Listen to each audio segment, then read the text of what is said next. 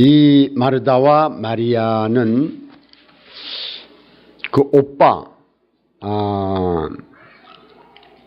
그 나사로, 이렇게 세 남매가 살고 있었습니다. 어디에 살았냐면 베다니에 살았어요. 베다니는 예루살렘 수도에서 동쪽 약간 남쪽으로 한 3km 떨어진 가까운 곳에 있는 곳이에요. 그런데 이 성경에는, 신약 성경에는 그 예수님께서 이들 가정을 자주 찾아가셨어요. 그런데 특별히 성경에서 부각돼서 나온 그 상황이 있는데 세 번의 상황이 나와요. 그 세 번 예수님께서 이 베다니에 있는 이들 집에 마르다와 마리아, 그 나사로는 이제 빼고 얘기하겠어요. 오늘 주인공은 여자니까. 마르다와 마리아의 집에 세 번을 방문하셨어요. 그런데 이 세 사람이 아주 중요해요. 왜 중요하냐면 첫째는 그들의 이름 때문에 중요하고, 두 번째는 그들이 예수님과 갖는 관계 때문에 중요해요. 그럼 그들의 이름이 뭐냐 하면, 나사로는 하나님이 나의 도움이시다라는 뜻입니다. 그러니까 하나님만을 의지하고 하나님의 도움만을 바라는 사람이에요. 마르다는 집안의 여주인이다라는 거예요. 그러니까 이 집에 그 집안의 여주인으로서 집안을 관할하고 또 음식을 장만하고 그런 책임을 진 사람이에요. 마리아는 지혜로운 여자라는 뜻인데, 이 구약 성경에 그 모세의 누이 미리암의 이름과 똑같아요, 뜻이. 그들 예수 그리스도의 관계는 어떻습니까? 예수님은 저 북쪽에 이제 그 당시 이스라엘 나라가 크게 이 요단강이 있고, 요단강 이쪽으로 지중해가 있는데 그 사이에 큰 주가 세 개가 있어요. 맨 위에 갈릴리, 가운데 사마리아, 밑에 유다, 이렇게 세 군데가 있는데, 예수님께서 갈릴리 지방의 나사렛이라는 곳에서 성장했고, 그 다음에 사역을, 공생애를 시작하실 때는 나사렛을 떠나서 가버나움이라는 곳에서 사역을 하셨어요. 가버나움은 갈릴리 바닷가에 있는 한 도시예요. 가버나움이 예수님의 사역의 전쟁기지예요. 거기서 가버나움에서 갔다가 또 가버나움으로, 또 갔다가 또 가버나움으로, 또 이쪽으로 갔다가 가버나움으로, 여기 가버나움이 이 예수님의 그 사역의 그 센터라고도 할 수 있고 헤드쿼터스라고 할 수 있어요. 본부라고 할 수 있어요.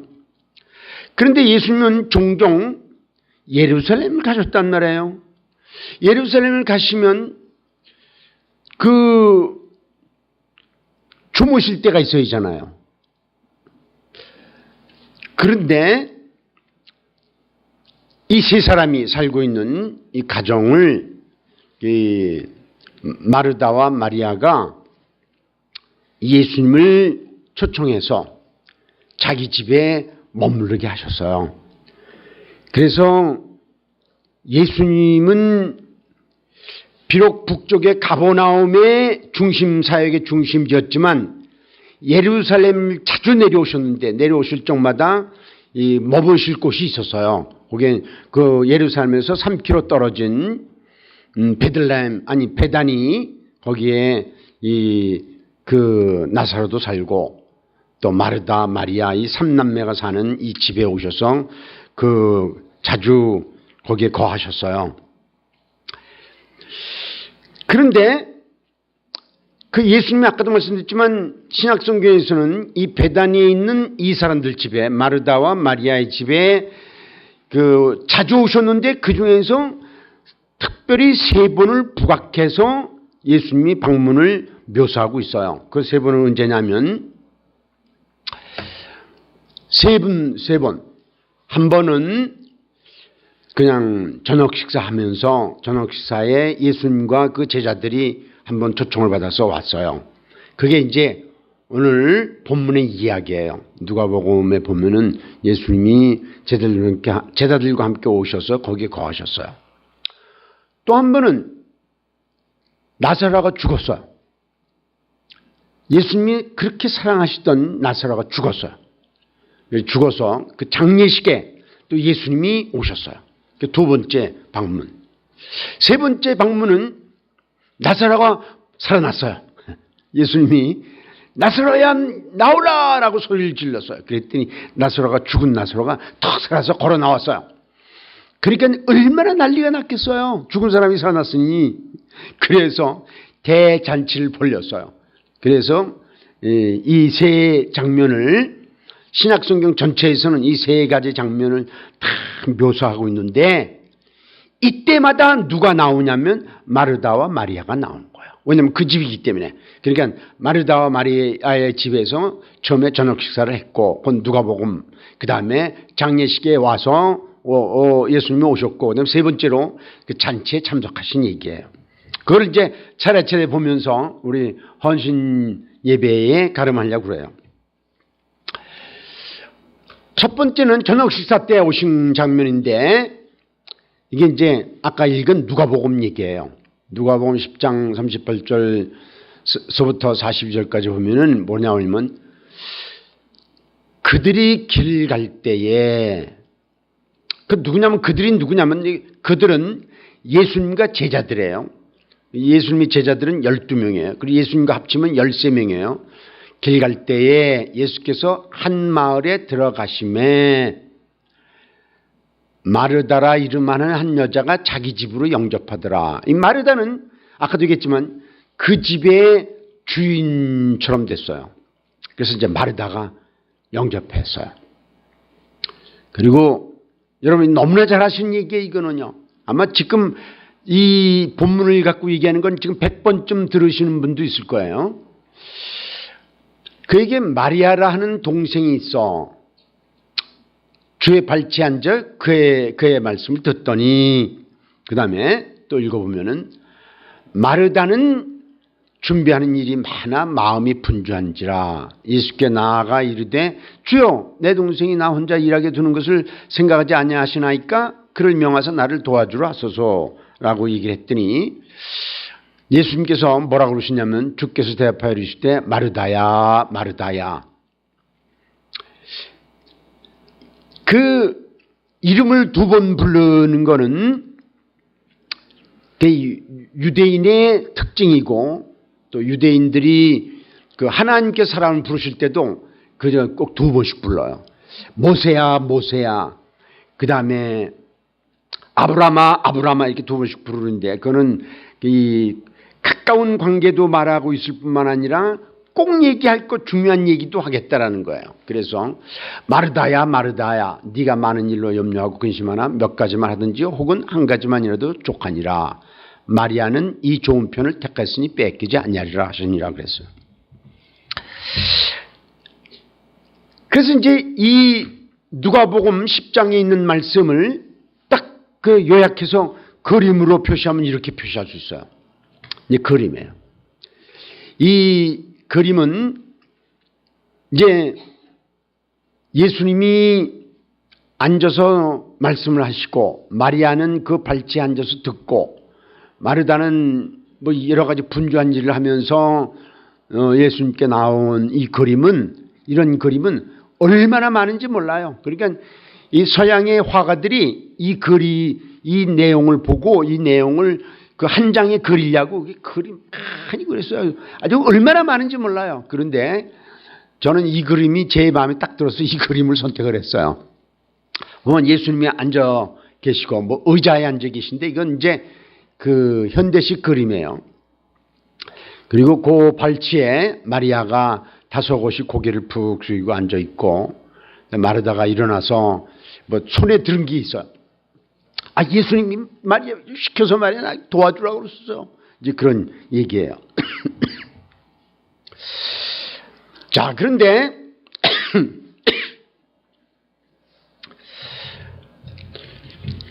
이제 예수님과 제자들 적어도 13명, 그러니까 13명이 왔단 말이죠.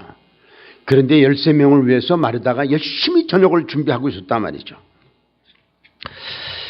이거는 우리에게 뭐를 가르쳐 주고 있냐면은 이 마르다와 마리아는 상당히 경제적으로도 윤택한 그런 중류의 사람, 아니면 중상의 사람이에요.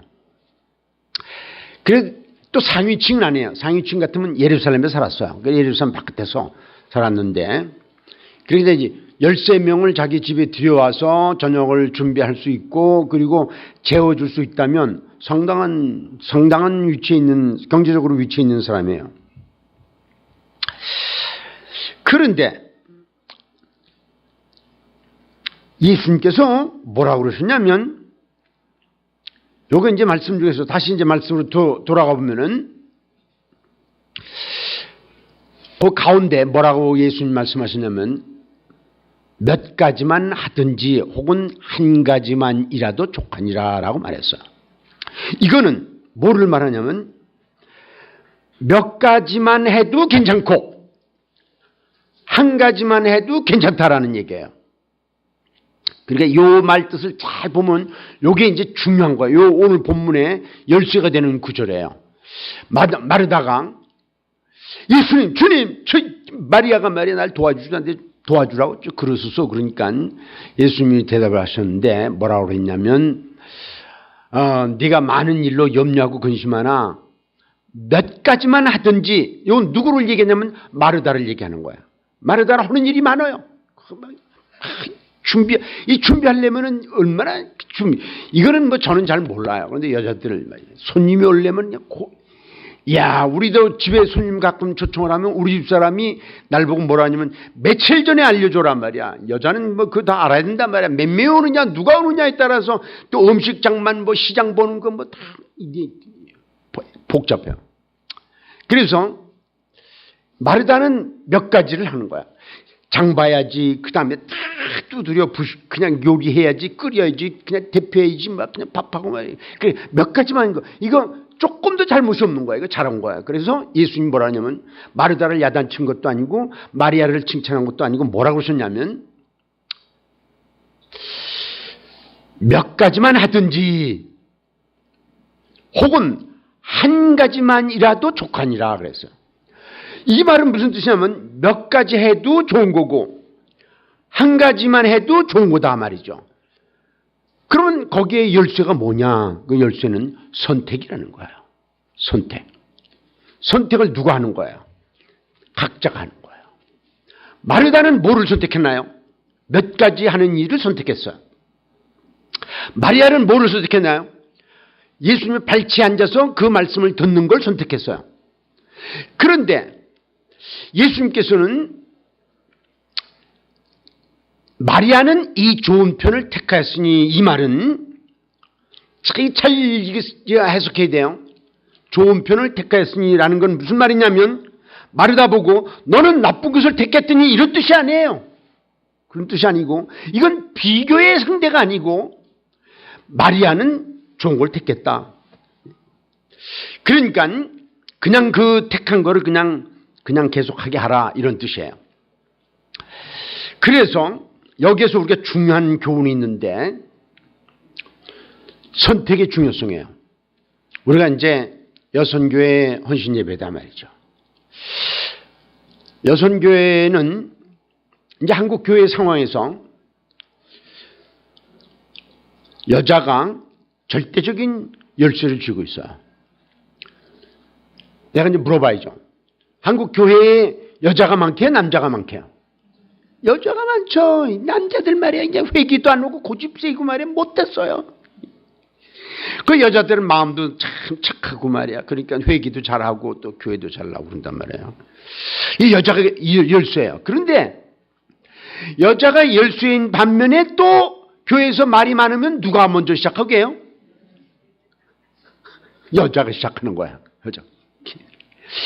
이야, 제가 말이죠. 어느 교회에 가서 이제 부흥회를 했는데, 부흥회를 인도하는데, 그 이제, 낮에 성경부가 있잖아요. 성경부 때 이런 얘기를 했어요. 어떤 교회 가면은 식당을 권사님들이 꽉 잡고 있단 말이야. 그래서 집사들은 근처도 못 간단 말이죠. 그래서 어떤 새로운 여자 집사가 그 교회에 등록하고 식당에 가서 자기 봉사 좀 하려고 도와주려고 갔더니 그 근처도 못 오게 하더래요. 권사님들이. 그래서 빙빙 돌다가 그냥 교회들 떠났다고 이제 그 얘기를 하면서 여러분이 주인이지만 권사님들한테 그래요. 권사님들이 주인이지만 주인 노릇을 그렇게 하면 안 됩니다. 그러면 교인들 못 붙어 있습니다. 네, 그러면서 뭐라고 그랬냐면 여러분 이 식당의 주인들인 권사님들이요. 새로운 성도가 오면 그분들에게 자리를 꽉꽉 내줘란 말이야. 그리고 격려해줘란 말이야. 그래야 그 사람들이 교회에 붙어 있다는 그런 얘기를 했는데 그날 이제 끝나고 목사님하고 나하고 둘이서 점심을 먹었는데 목사님 뭐라 그러냐면 나한테 홍 목사님 나 우리 교회에서 쫓겨나겠어요. 그래. 왜 쫓겨나냐고 그랬더니 우리 교회가 그렇대.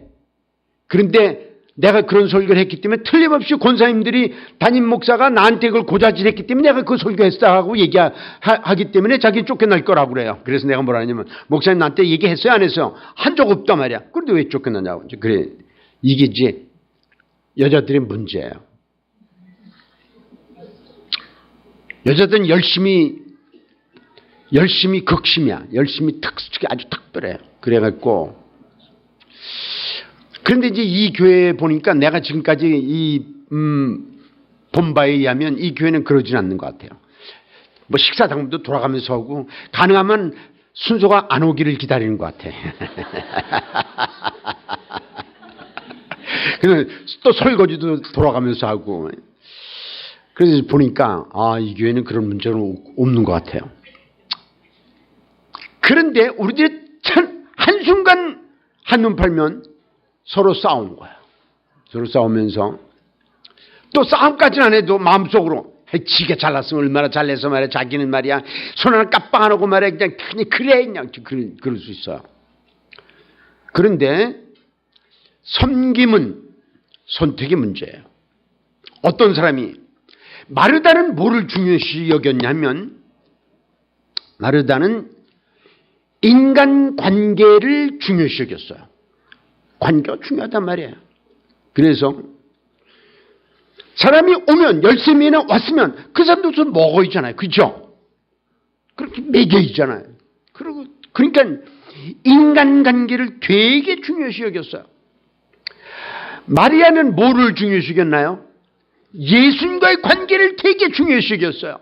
그래서 아무것도 안 하고 예수님 발찬서 예수님 다 입이 이만큼 벌어져갖고 와 우리 주님 짱이야 어떻게 저런 말씀을 하셔. 예수님과의 관계를 중시하는 거야.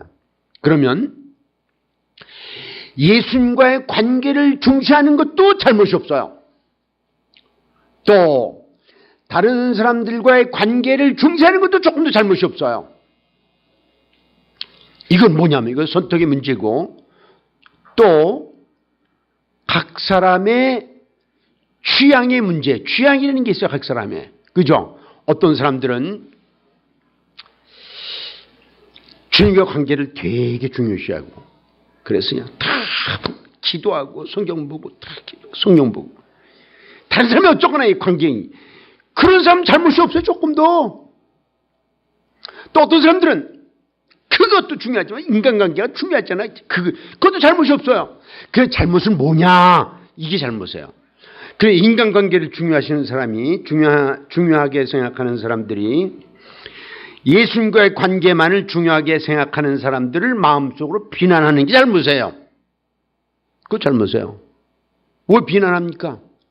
비난이라는 건 누가 할 수 있는 거냐면은 주님만 하실 수 있는 거예요. 그런데 이 마르다와 마리아의 관계에서 여자들이 내가 선택한 거를 다른 사람이 선택하지 않을 때 다 손짓하면서 비난할 수 있다는 거야. 그게 잘못이에요. 또 주님과의 관계를 깊이 생각하는 사람들은 다른 사람 인간관계를 중요시하게 하고 또 일하는 걸 중요시하는 사람들, 너희들은 말이야 속으로 마음속으로 너희들은 말이야 예수님 성경도 안 읽고 기도도 안 하고 못 들어오는 거야. 그냥 교회까지 나와서 봉사나 하고 말이야 밥이나 만들고 그게 중요한 거야. 예배 드리고 말이야 그런 게 중요한 거지. 이렇게 속으로 비난할 수 있어. 그게 잘못이라는 거야.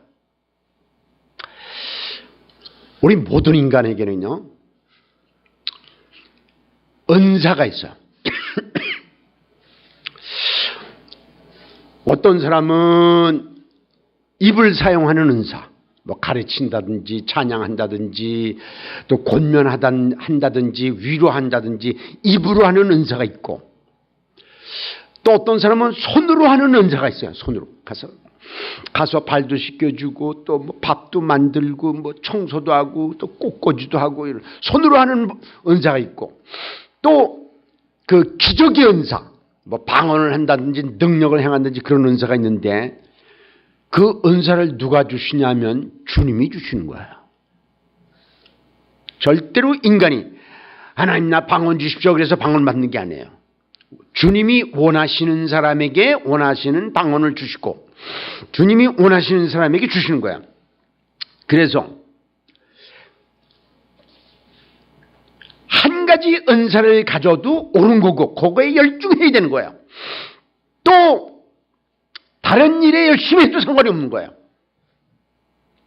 가장 심각한 거는 마음속에 서로를 비난하는 마음이야. 비난하는 거는 이거는 주님의 자리에 들어가는 거야. 왜냐하면 비난하는 거는 결국은 다른 사람 심판하는 거고, 심판하는 것은 자기가 심판자가 되는 거야. 그래서 야고보 선생은 네가 입법자이냐 그랬어요. 네가 하나님의 법을 세운 사람이냐, 네가 왜 형제를 비난하냐라고 얘기하는 거야.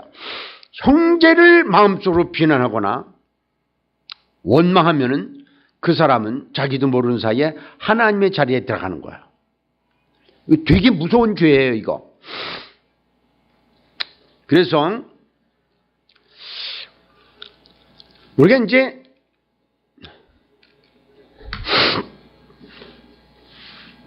이 마르다와 마리아를 가만히 보면 은사와 선택의 문제예요. 나에게 어떤 은사를 하나님이 주셨냐, 그러면 그 은사에 열중해야 되고, 또 내가 어떤 선택을 하느냐. 그 다음에 이제 섬기는 거는 손으로 섬기는 게 있어요. 또 마음으로 섬기는 게 있어요. 우린 어떤 때는 손도 필요하고 어떤 때는 마음도 필요한 거예요. 저는요 지금까지 신앙생활하면서 뭐를 가장 중요하게 여기는 사람이냐면 주님과의 관계를 되게 중요시 여기는 사람이에요. 그래서 제가 이제 수련회 같은 데 가면은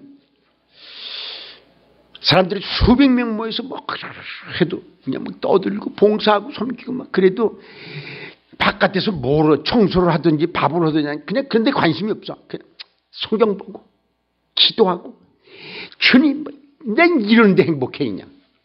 나 욕 되게 많이 먹었어요.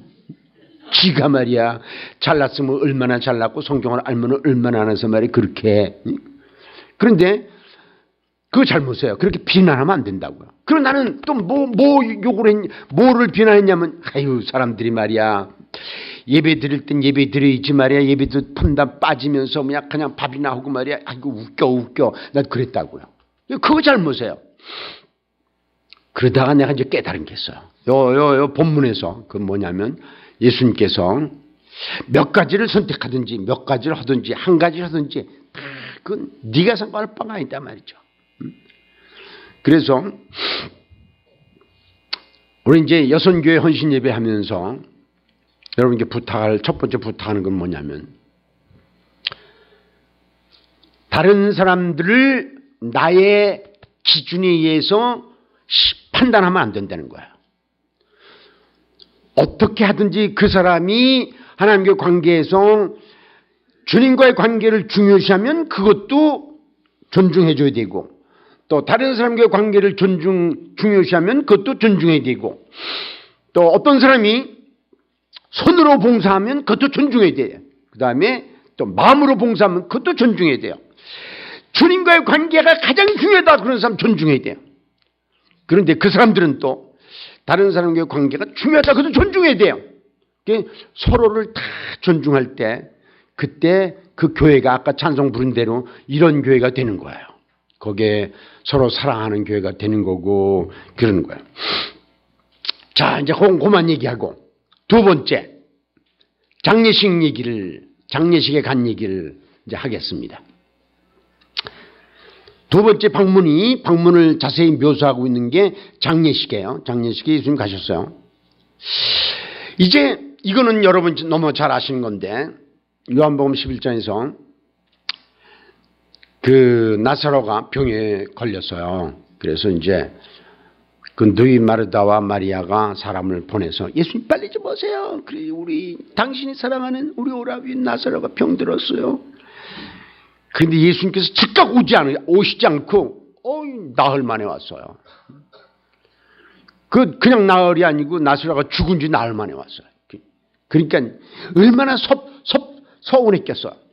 그때 얘기해요. 그래서 예수님이 오시니까 그냥 마르다가 꽉 뛰어가고 예수님 왜 이제 오셨어요? 이제 그런 얘기예요. 그런 내용을 제가 조금 읽어볼게요. 마르다가 예수께 여짜오되 주께서 여기 계셨더라면 내 오라버니가 죽지 아니하였겠나이다. 이게 무슨 말이에요? 이게 아주 굉장히 신사적으로 얘기했지만 숙녀답게 얘기한 거지만 저희 이제 와야 이런 뜻이에요. 이게 그죠? 왜 주님이 주께서 여기 계셨더라면 내 오라비가 죽지 않았을 텐데 왜 인제 오십니까? 그렇게 인제서 오면 어떡합니까? 이제 안 오는 것만 못하지 말이야. 다 죽은 다음에 장례까지 다 끝났는데 인제 그런 게 다 포함된 얘기예요. 그러니까 그러나 나는 또 그렇게 비난만 할 수 없잖아요. 또 신앙인 척도 해잖아요. 그래서 그러나 나는 이제라도 주께서 무엇이든지 하나님께 구하시는 것을 하나님이 주실 줄을 아나이다. 그러니까 예수께서 이르시되 뭐라고 그러셨냐면 그냥 함축된 거 다 제쳐놓고 내 오라비가 다시 살아나리라 그랬어요. 그러니까 마리아가 뭐라고 그러냐면 그 위에서 마르다가 뭐라고 그러냐면 주께서 무엇이든지 하나님께 구하시는 것을 하나님이 주실 줄을 아나이다 그랬단 말이에요. 그래서 그 말을 받아서 예수님이 네 오라비가 다시 살아나리라 그러니까 아유 고마워요 그러잖아요. 자기 말에 대한 대답이니까. 그런데 고마워요 그랬나요? 고마워요 그러지 않고 마르다가 이르되 마지막 날 부활할 때에는 다시 살 줄을 내가 아나이다. 마지막 때는 언젠가 다시 살날 걸 압니다. 그랬더니 예수께서 이르시되 나는 부활이요 생명이니 나를 믿는 자는 죽어도 살겠고 무릇 살아서 나를 믿는 자는 영원히 죽지 아니하리니 이것을 네가 믿느냐? 그러니까 예수님께서 이 놀라운 진리의 말씀을 전하셨어요. 주여 그러하외다. 주는 그리스도시요 세상에 오시는 하나님의 아들이신 줄 내가 믿나이다 그랬어요. 자, 이 내용을 이 요한복음 11장에 있는 이 내용은 나사로가 죽은 다음에 예수님이 오셔서 마르다하고 대화한 얘기예요. 이거를 이제 그림으로 표시하면 이건 뭐냐면 마리아가 누워있던 무덤인데 이제 유대의 무덤은 굴처럼 돼 있어요. 그리고 굴에 넣고 시체를 넣고 굴문을 단단 말이에요. 그런 이제 굴인데 이게 이제 나사로가 묻혀 있는 곳이라고 그래서 나중에 후대 유대인들이 이거를 뭐 계단도 만들고 크게 해놨어요. 그러니까 이제 무덤이에요. 그 무덤을 그려놨는데 그런데 이렇게 이제 장례식에 예수님이 오셨는데 여기서 몇 가지 사실이 드러나요. 그건 뭐냐면은 첫째는 마르다와 마리아가 한 마음 한 뜻이 되는 거예요. 이게 참 신앙이라는 건 언제나 역설적인 게 포함되는 것 같아요. 그들이 막 음식 준비하고 장만하고 그럴 때는 마음이 나뉜 것 같아. 그죠? 아까 누가복음에서 본 대로. 그런데 자기 오빠가 죽었어. 오라버니가 죽었어. 그리고 예수님 오시니까 똑같은 마르다도 똑같은 말을 하고 마리아도 똑같은 말을 하고 그리고 같이 울고 그러면서 한 마음이 되는 거야. 사람은요, 우리가 이제 어느 교회든지 왜 여선교회에서 말들이 많으냐 말이죠. 지금 교회가 행복하기 때문에 그렇다는 얘기예요. 교회가요, 어려워 봐요. 어떻게 어려우냐면 갑자기 예를 들면 이런 예를 들어도 되는지 모르겠네. 어떤 교회는 그래요. 예를 들면 담임 목사가 설교하다가 쓰러진 적이 있어. 그럼 교인들이 어떻게 될게요? 전부 한마음 한뜻이 탁 돼갖고 막 울고불고 하면서 한마음 한뜻 돼갖고 목사님께서 기도하고 막 그렇게 교회에 대부흥이 일어났다는 거야. 어떤 교회는 실제로 교회를 크게 건축하고 있는데 건축하는 도중에 교회가 무너졌어요. 이야, 그러니까요. 그 뭐 예배당 말이야. 어마어마하게 크게 짓는데 교회가 무너졌어요. 짓다가. 그러니까 어떻게 했냐면 담임 목사님이 그것을 달려가서 그 무너진 교회 앞에서 무릎을 꿇고 기도하는 거야. 내가 기도를 덜 해서 교회가 무너졌습니다. 교회를 조금만 더 가면 교회가 다 완성되는데 무너졌습니다. 돈도 다 날아간 거고 교회 건축이라는 건 돈을 쌓아놓고 하는 교회는 없어요. 다 뭐 어렵게 그거 무너지면요 이게 망하는 거예요. 그러니까 그 목사님이 그거서 무릎을 꿇고 통곡을 하면서 내가 기도를 덜 했으며 내가 죽일 놈입니다. 나를 용서해 주십시오. 그 소식을 듣고 장로들이 다 뛰어왔어요. 장로들이 보니까 이게 말이야 왜 이런 일이 생겼냐 말이야. 우리 목사가 잘못한 건가 말이야. 우리가 잘못한 거에서 서로 그런 마음이 있었는데 와 보니까 목사님이 말이야 무릎을 꿇고 그냥 통곡을 하면서 거기 그냥 무릎을 꿇고 엎드려 있는 거예요. 30분 지나도 안 일어나고 2시간 지나도 안 일어나고 하루가 지나도 안 일어나고 이틀이 지나도 안 일어나고 그런 거예요. 그러니까 장로님들이 어떻게 해요? 전부 무릎을 꿇기 시작했어. 무릎을 꿇고 하나님 목사님이 아닙니다. 우리 때문에 그렇습니다. 우리가 기도 안 했습니다. 목사님은 기도하셨는데 우리가 기도 안 했습니다. 기도. 그 다음에 또 안수집사님 쫓아오니까 그냥 난리가 났어요. 여기가 교회당 무너지는 사람들이 그냥 다 그냥 울고 불고 통곡하고 기도하고 그랬어요. 그러니까 또 이 안수집사님도 우리가 잘못했다. 그래 또 기도하고 그래갖고 그 교회 진짜 부흥이 일어났어요. 영적으로 부흥이 일어나갖고 결국은 그 교회가 건물을 완성졌을 뿐만 아니라 완성한 다음에 얼마나 숫자적으로 영적으로 그냥 확 부흥을 했는지 몰라요. 왜 교회가 네가 말이야 뭐 잘났으면 얼마나 잘나 속으로 마음속 그런데 왜 그러냐 말이죠. 너무 행복해서 그런 거예요. 행복에 겨우면 싸움하는 자기들끼리. 그런데 교회가 그렇게 어려우면은 한마음 한뜻이 되는 거예요. 가장 좋은 거는 가장 성경적인 거는 교회가 어려움에 들어가기 전에 한마음 한뜻이 되면 제일 좋은 거야. 그렇죠? 그런데 교회들이 조금만 그 행복하면은 그냥 문제 들어가는 거야. 야, 그 역설적이야 신앙은요. 올라가면 떨어지게 돼 있고 떨어지면 올라가게 돼 있는 거야. 그래서 이 마르다와 마리아가 신앙 고백도 똑같이 하고 똑같이 울면서 예수님과 한마음 한뜻이 돼갖고 놀라운 거야. 나는 이런 내용을 보면서 참 신앙은 이렇게 역설적이구나. 제 인생을 돌이켜보면요. 제가 건강하고 또 뭐 잘 먹고 잘 살고 그럴 때 신앙이 깊었냐? 아닙니다. 그냥 어떤 때냐면 병에 쓰러져 갖고 그냥 엎드려 일어나지도 못하고 엎드려서 기도하면서 주님 기도도 많이 못해 너무 힘들어서 주님 나 아파요. 그럴 때 눈물 펑펑펑펑 쏟으면서 그때 주님이 꼭 임재하시는 걸 여러분 경험하신 적 있습니까?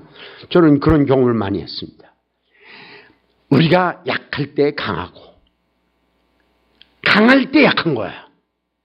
그래서 나는 이제 많은 교회를 다닌단 말이야. 교회를 다니면서 얘기를 들어요. 뭐 어쩌고 뭐 권사님들이 고집이 있고 말이야. 뭐 또 장로님들이 뭐 싸우고 그러면 내 속으로 너희들 행복하구나. 네, 그래요.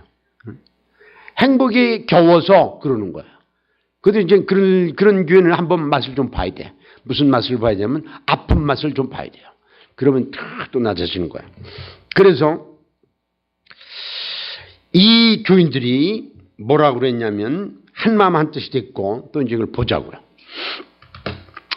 이렇게 이제 오라버니가 죽은 다음에 한마음 한뜻이 됐고 그 다음에 마르다의 엄청난 신앙 고백이 있었어요. 어려울 때, 자기 오라버니가 죽었을 때. 원래는 이 신앙 고백을 우리가 기대하는 것, 여러분과 내가 기대하는 건 누구의 입에서 나올 거라고 생각했냐면 마리아의 입에서 나올 거라고 생각했는데 아닙니다. 마리아의 입에서 나오지 않았어요. 마리아는 아무 문제가 없을 때 예수님 발 앞 발치에 앉아 있었어요. 그런데 문제가 생기자 신앙 고백은 누구로부터 나왔냐면 마르다로부터 나왔어요. 이게 이제 사람이 낮아질 때 생기는 고백이에요. 뭐라고 그랬냐면 아까 전에 예수님 말씀하셨죠. 나는 생명이요 부활이니 나를 민자는 영원히 살겠고 말씀하셨단 말이에요. 그때 그에 대한 반응으로 마르다가 이런 고백을 했어요. 주여 그러하외다. 주는 그리스도시요 세상에 오시는 하나님의 아들이신 줄 내가 믿나이다. 이 고백은요 엄청난 고백이에요. 이 고백은 누가 한 번 했냐면 베드로가 한 번 했어요. 베드로 마태복음 16장 16절에서 뭐라고 그랬냐면 예수님이 가이사라 빌립보 지방에 이르러서 야 사람들이 나를 누구로 하느냐 혹은 선지자라 혹은 엘리야라 혹은 그입니다. 예레미야라 합니다. 너희는 나를 누구로 하느냐 주는 그리스도시요 하나 살아계신 하나님의 아들이다라는 고백했단 말이에요. 이게 베드로 고백이에요. 이 베드로 고백을 토대로 해서 예수님 뭐냐면 바요나 시몬아 이것을 알게 한 것은 혈육이 아니요 하나님이시다. 내가 이 반석 위에 내 교회를 세우리니 음부의 권세가 이기지 못하리라 라고 그 17절 18절에서 말씀하셨어요. 베드로의 고백은 기독교의 고백이에요. 개신교의 고백이에요. 주는 그리스도시요 살아계신 하나님의 아들이다. 그런데 베드로의 고백은 이렇게 높이 올라갔는데 마르다의 고백은 거기에 가려서 없어진 거야. 없어지진 않았지만 별로 부각이 되지 않았어요. 그런데 베드로의 고백과 똑같은 고백을 마르다가 했어요. 주는 그리스도시요 그리고 세상에 오시는 하나님의 아들이신 줄 내가 믿나이다. 그랬어요. 이런 엄청난 신앙 고백을 누가 했냐면 마르다가 했어요. 그러면 이제 우리가 슬슬 깨닫기 시작하는 거예요. 마르다가 왜 음식 준비하려고 그냥 바빴느냐 말이죠. 이런 신앙 고백이 있었기 때문에 바쁜 거예요. 신앙 고백이 없이 바쁜 거는 그는 인위적인 거예요. 신앙 고백이 없이 열심히 하는 건 굉장히 신앙 같지만 그 신앙 아니에요.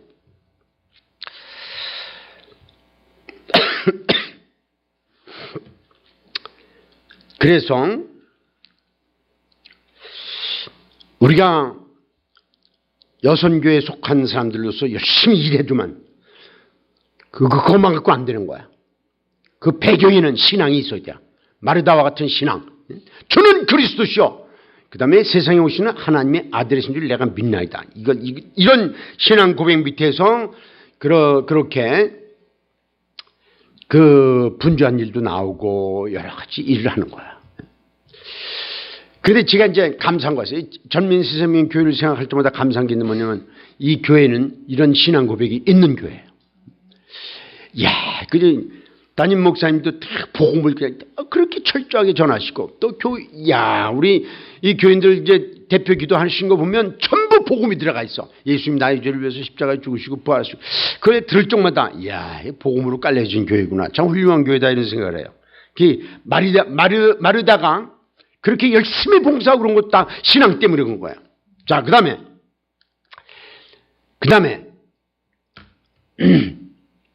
잔치하는 거예요.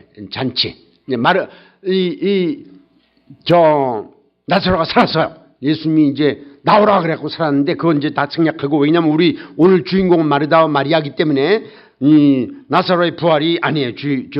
주인공은 이제 잔치예요. 또 읽어보겠습니다. 요한복음 12장. 유월절 엿새 전에 예수께서 베다니에 이르시니 이곳은 예수께서 죽은 자 가운데서 살리신 나사로가 있는 곳이라. 거기서 예수를 위하여 잔치할세. 거기 잔치할세. 잔치에 마르다는 일을 하고, 그저 마르다는 그런 신앙 고백이 있으니까 일도 하는 거야. 또 나사로는 예수와 함께 앉은 잔 중에 있더라. 나사로가 부활해갖고 예수님께서 탁 앉아있어요. 그 광경 멋있죠? 여러분 안 멋있구나. 아무 말도 안 하는 거 보니까. 그런데 이 마리아는, 그런 신앙 고백이 없었던 마리아는 신앙 고백을 말로 한 게 아니고, 마르다는 말로 했는데 마리아는 행동으로 하는 거야. 참 역전해요. 누가복음에서는 마르다는 신앙 고백을 손으로 했어. 막 음식을 만들, 그렇죠? 그리고 마리아는 앉아서 말씀 듣는데 했단 말이에요. 그게 이제 거꾸로 해. 이제 이 잔치할 때는 마르다는 음식 만드는데, 그 마리아는 뭐 했냐? 마리아는 행동으로 신앙을 고백해요. 마리아는 지극히 비싼 향유 곧 순전한 나드 한 근을 가져다가 예수의 발에 붓고 자기 머리털로 그의 발을 닦으니 향유 냄새가 집에 가득하더라 그랬어요. 그러니까 예수께서 이제 사람들이 왜 그 편에서 왜 가난한 자에게 주지 않고 그랬냐 그랬더니 예수께서 이르시되 그를 가만두어 나의 장례할 날을 위하여 그것을 간직하게 하라. 가난한 자들은 항상 너희와 함께 있거니와 나는 항상 있지 아니하리라 하시니라 그랬어요. 자, 이 잔치의 장면을 또 그림으로 표시하면 이런 거야. 향유를, 비싼 향유를, 300데나리온이나 되는 향유를, 1일 봉급이 한 데나리온이라고 그랬어요. 그러면 300일 봉급이에요. 그걸 깨트려가지고 향유를 예수님 발에 붓고, 그걸 이제 부었으니까 철철철철 흐르잖아요. 그러니까 닦아야 하잖아요. 닦는데 뭐 걸레도 없어. 그러니까 자기 머리털로 툭 닦는 거야. 이제 그 그림이에요. 그런데 이 잔치에는 이 보통 잔치가 아니에요. 그 집안의 잔치이지만, 그렇죠? 한번 생각해보세요. 마르다와 마리아가 자기 오라버니가 죽었는데 나흘 만에 예수님이 오셔서 살려냈으니까 큰 잔치죠. 그렇죠? 잔치인데 그들만 잔치가 아니고 모든 동네 사람들이 다 왔어요.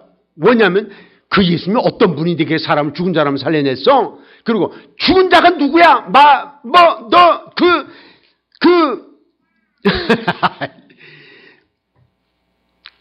그래서 그 사람도, 그 죽었다 살아난 사람도 보려고 사람들이 꽉 모여들었어요. 그러니까 이 잔치는 우리나라 옛날처럼 동네 잔치예요. 동네 잔치일 뿐만 아니라 또 예루살렘에서도 많은 사람이 왔을 거예요. 야, 나사로가 죽었다 살아났대. 그거 한번 보러 가자 말이야. 그러니까 사람들이 꽉 모였어요. 그런데 예수님이 이제 그 집안에 들어가셨는데 마르다가 놓친 게 있어요.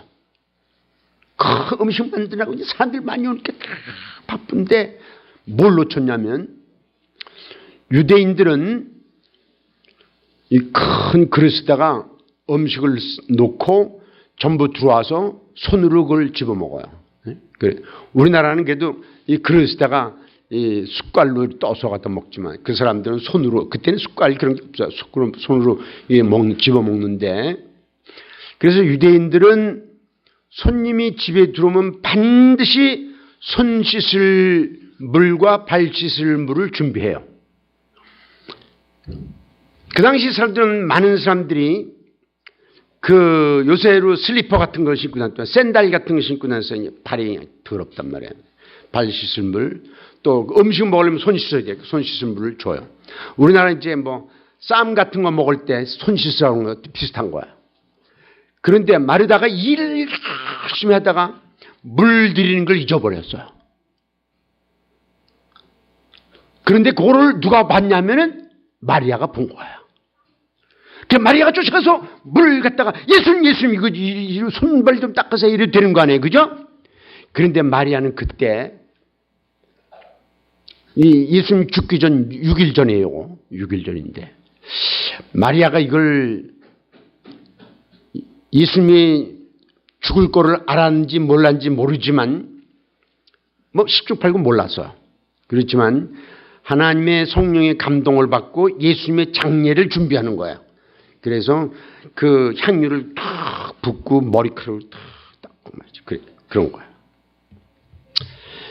그러니까 그러냐 말이야. 그러니까 예수님 뭐라고 그러셨냐면,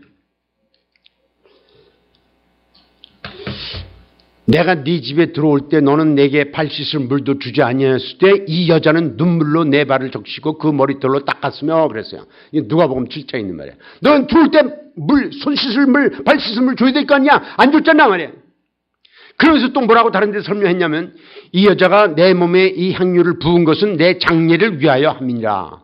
내가 진실로 너에게 이르노니 온 천하에 어디서든지 이 복음이 전파되는 곳에서는 이 여자가 행한 일도 말하여 그를 기억하라 그랬어요. 그러면서 이 마리아가 한 행위를 복음과 연결시켰어요. 예수님이 죽음을 준비했단 말이죠. 그러니까 마리아의 신앙의 극치는 뭐냐면 예수님의 죽음을 준비한 거예요. 마르다의 신앙의 극치는 주는 그리스도시요 세상에 오는 하나님의 아들이다라는 신앙의 극치에 고백을 했는데, 거기에 그 못지않게 중요한 신앙 고백을 마리아가 했는데, 마리아는 행동으로 한 거예요. 행동으로. 그러면서 예수님의 죽음을 준비했어요. 이제 오늘 우리가 이제 마르다와 마리아가 마리아의 집에 예수님이 방문한 사건을 세 군데를 종합적으로 보았어요. 그러면서 이제 우리가 결론을 내리는 거야. 첫째, 우리 여선교회는 예수님이 타 지역에 오실 적마다, 예루살렘에 오실 적마다 베다니에 있는 자기 집을 열어서 예수님을 영접했어요. 그 제자들도 영접했어요. 그런 것처럼 우리 여선교회원들은 외로운 사람들, 외부에서 찾아오는 사람들을 접대할 줄 알아야 돼요. 우리 이제 이 선교에 속한 사람들이 참 할 일도 많은데 또 잘못하는 게 있어요. 그건 뭐냐면, 친한 사람들끼리만 자꾸 모이고 같이 밥도 먹고 커피도 마시고 이렇게 같이 다니는 거야. 이거 잘못해요. 교회가 소문난 교회가 되고 부흥되는 교회가 되려면은 어떻게 되냐면, 성도들이 새로운 사람들을 붙잡아야 돼요. 이건 목사가 붙잡는 게 아니에요. 장로가 붙잡는 것도 아니에요. 성도들이 붙잡는 거야. 왜 전민시스명 교회는 오는 사람도 많지만 가는 사람도 많냐 말이죠. 그 이유를 분석하면은 여러 가지가 있지만 그 중에 하나는 교인들이 그들을 안 잡아서 그런 거야. 교인들이 그들에게 관심이 없어요. 왔나보다 뭐 이거 하나 주고 말이야, 박수 치고 말이야, 밥 먹고 사진 찍고 말이야. 이거는 그거를 안 오는 교회가 한국에 있게요, 없게요? 다 해요. 그런데 한 가지를 놓치면 안 돼요. 새로운 사람이 오면 우리가 옆에 사람 붙어야 돼요. 그 사람 옆에 붙어야 돼요. 젊은 사람이 오면 젊은 사람이 붙어야 되고, 연세 많으신 분이 오면 연세 많으신 분이 붙어갖고, 누구면 안 돼. 그 사람 꽉 잡고 다녀야 돼요. 교회가요, 새로운 사람이 교회에 들어와서 그분이 대화할 수 있는 사람 두 사람만 찾으면 교회를 전혀 안 떠난대요. 왜 많은 사람들이 왔다가 가냐 말이죠. 대화할 사람 두 사람을 못 찾아서 그런 거예요. 제가 보스턴에서 목회를 한 적이 있는데, 옛날에 이제 공부하면서 목회를 했는데요. 만 4년 1개월을 목회했어요. 그런데 그 만 4년 1개월 동안 우리 교회에서 나간 사람이 있어요. 두 가정. 그 두 가정 외에는 나간 사람이 없어요. 우리 교회는 오는 사람이 띄엄띄엄 왔어요. 근데 오면은 못 나가. 교회가 부흥되게 안 되게요. 부흥되는 거예요. 어떻게 부흥되냐 비결이에요. 우리 교회 새신자부 부장이 있어요. 뒤에 앉아있다가 새로운 사람이 들어왔어. 근데 그 사람이 40대 초반의 남자다 그러면 거기다 백지에다가 쌀을 해갖고 그 40대 초반의 남자에게 보내요. 그런 남자가 그걸 받고 아 이거 내 차례구나. 그리고 그 세신자 옆에 앉아요. 앉아갖고 같이 예배를 드리고 찬송가도 펴서 보여주고 성경도 펴서 보여주고 끝난 다음에 가서 커피도 타다 주고 그 다음에 같이 밥도 먹고 그리고 또 전화번호 서로 교환하고 집 주소 교환하고 그리고 그 집 찾아가고 또 전화하고 계속 그래요. 떠나지 못하게 만들어요. 그럼 그 사람도 자기도 어차피 이 교회 저기에 방문하면서 찾고 있잖아요. 그죠? 찾고 있는데 자기를 알아주는 교회를 만났어. 그럼 왜 다른 데 가겠어요? 그래서 우리 교회는 들어오기는 어려웠지만 나가는 건 불가능했어요. 딱 두 가정이 나갔는데 만년 동안 한 번은 나한테 죄송합니다. 그죠? 그리고 그렇게 하면서 또 한 번은 그렇게 많이 울었어요. 그리고 나가서. 여러분들이 교회에 들어오는 사람도 많은데 나가는 사람도 똑같이 많단 말이야. 그런 말은 뭐를 나한테 말해주냐면 우리는 그 사람들을 붙잡지 않았습니다. 나만 신앙이 소모되는 거지 그 사람들은 무슨 관심이 있어. 이런 얘기는 마찬가지예요. 이거 굉장히 심각한 얘기예요. 교회 성장의 비결은 목사에게 있는 게 아니에요. 물론 목사가 도덕적으로 타락했다든지 복음을 전하지 않다든지 뭐 그러면 문제가 있어요. 그러나 그렇지 않다면 성도들이 잡아야 돼요. 성도들이 자꾸 친교를 맺어야 돼요. 그래서 관계를 맺어가야 되는 거야. 관계를. 새로운 사람이 오면 박수 치고 말고 야 그걸 누가 못해요. 어려운 거는 찾아가는 거야. 찾아가서 옆에 딱 붙어갖고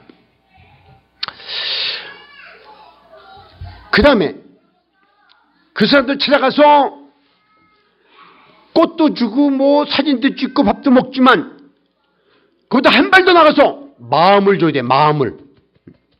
손만 주지 말고 마음을 줘야 돼. 마음. 그 사람들은요 영물이에요. 영물. 그래서 여러분들이 그냥 다른 교회에서 하는 것처럼 했는지 아니면 진정으로 마음을 줬는지 알아요. 그 사람들이. 그래 마음을 주면은 그 사람들이 마음으로 화답하게 돼 있어요.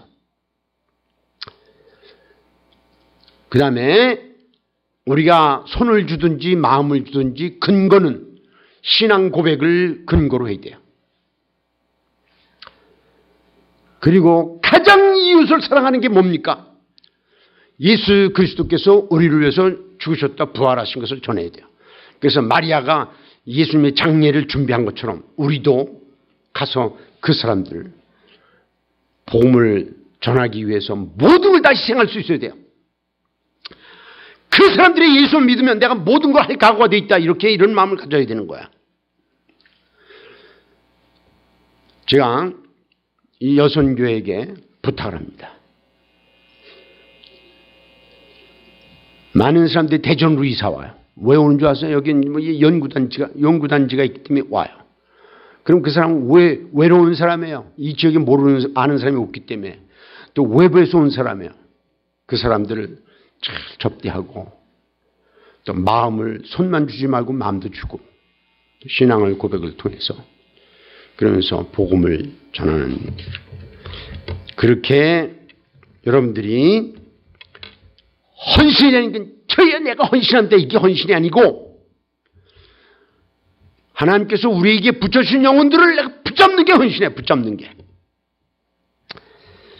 마르다와 마리아처럼 여러분들이 그렇게 헌신해서 이 교회를 부흥시키는 여선교가 되기를 바랍니다.